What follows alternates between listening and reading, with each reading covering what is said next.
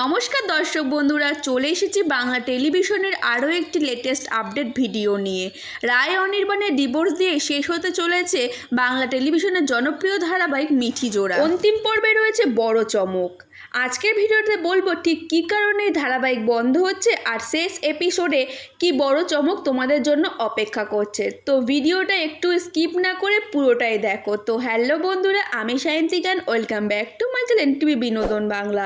বাংলা বিনোদন জগতে নানা রকম আপডেট পেতে আমার এই চ্যানেলটাকে সাবস্ক্রাইব করে রেখো। ইতিমধ্যে শেষ হয়ে গিয়েছে মিঠি জোড়ার শুটিং।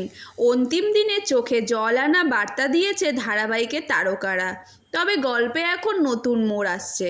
আপাতত গল্পে দেখানো হচ্ছে যে সন্তানের জন্মের পর রীতিমতো ডিপ্রেশনের শিকার রায়। মন খারাপ, সন্দেহবাতিক হয়ে উঠেছে।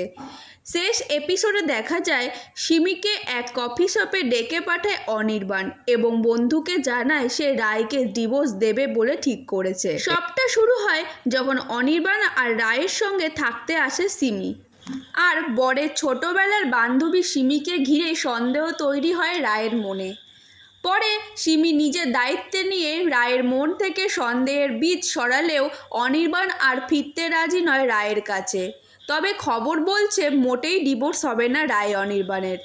শেষ এপিসোডে এক ঝলক এসেছে সামনে, যেখানে দেখা যাচ্ছে মেয়ে ঝিল্লিকে কোলে নিয়ে একে অপরের সঙ্গে আদুরে অনির্বাণ রায়, আর পেছনে সিমি একগাল হাসি নিয়ে দেখছে সবটা।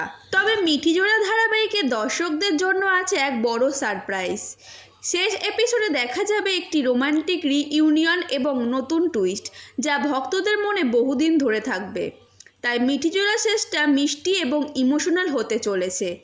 তবে বন্ধুরা, আপনারা কি ভাবছেন?